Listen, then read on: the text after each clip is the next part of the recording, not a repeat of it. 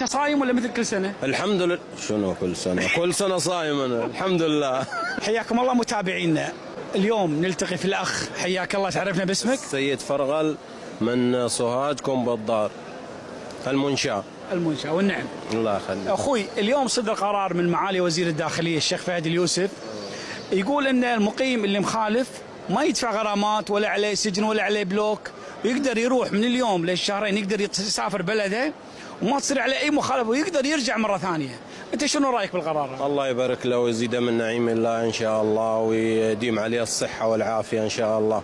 هذا قرار وايد زين والله، لان هذا نفرات كلهم تعبانين والله، ما عارفين يشتغلوا ولا يروحوا منه ولا منه ولا يعني ما عارفين يروح اي مكان. انت تعرف ناس مخالفين؟ انا ما نعرف ناس، بس انا نعرف ان هم يعني ما عارفين يشتغلوا ولا عارفين يسووا اي شيء.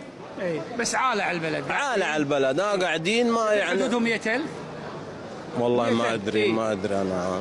بس قرار ممكن. انت القرار شو تشوف؟ قرار ألف الألف. ما شاء الله وايد زين والله. زين. انت صايم ولا مثل كل سنه؟ الحمد لله. شنو كل سنة؟ كل سنة صايم أنا الحمد لله.